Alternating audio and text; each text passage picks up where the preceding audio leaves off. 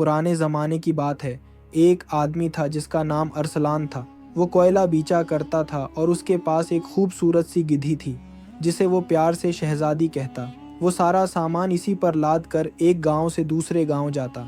जब भी रास्ते में औरतों का हुजूम देखता तो हंसते हुए अपनी गिद्धी से कहता, शहज़ादी, रानी मुर्दों की चालाकी औरतों की चालाकी पर भारी है।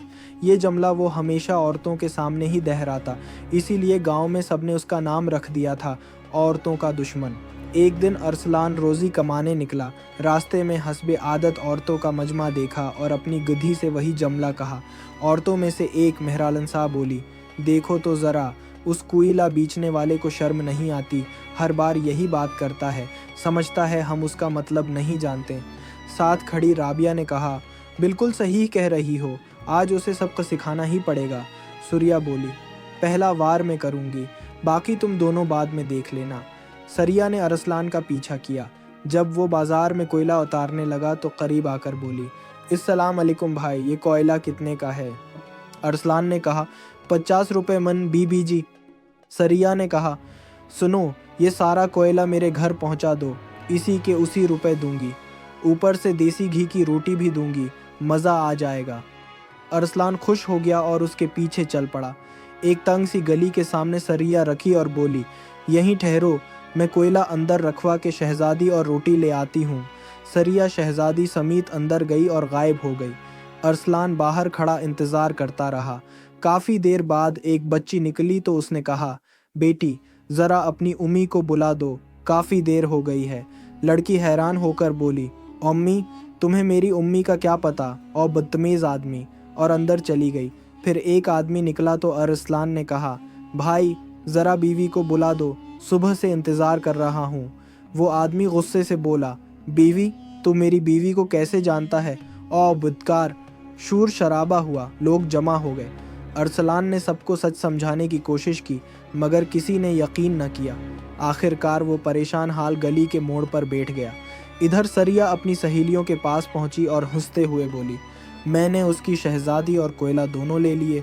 मेहरालनसा ने कहकहा लगाया, वाह, आज साबित कर दिया कि औरतों की चालाकी का कोई मुकाबला नहीं। अब राबिया बोली, चलो अब मेरी बारी है। राबिया अरसलान के पास गई जो थुका हारा बैठा था। उसने कहा, अस्सलाम अलैकुम भाई, क्या तुम एक छोटा सा काम 50 रुपए में कर सकते हो? अरसलान फ़ौरन मान गया।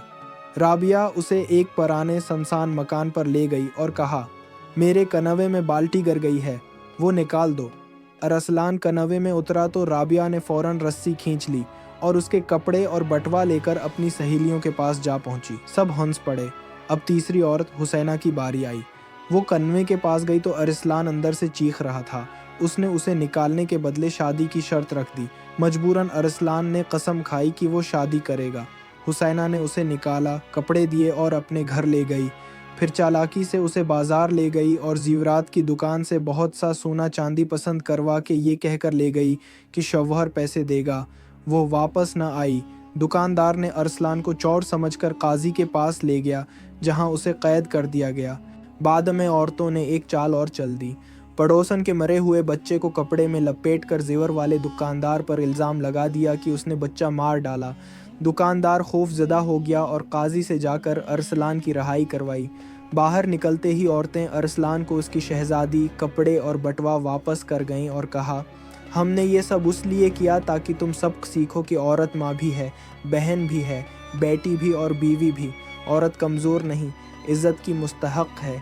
अरसलान ने रोते हुए कहा, मैंने सब सीख लिया है, अब कभी इस गांव में वापस नहीं आऊँगा। औरतों पर काबू सिर्फ वही पा सकता है जिसने उन्हें पैदा किया है। यूँ अरसलान शहर वापस लौट गया और ये किस्सा एक सबक छोड़ गया कि औरत कभी कमज़ोर नहीं, औरत काबिल एहतराम है। अगर कोई उसकी इज़्ज़त को लिलकारे तो वो खामोश नहीं रहती।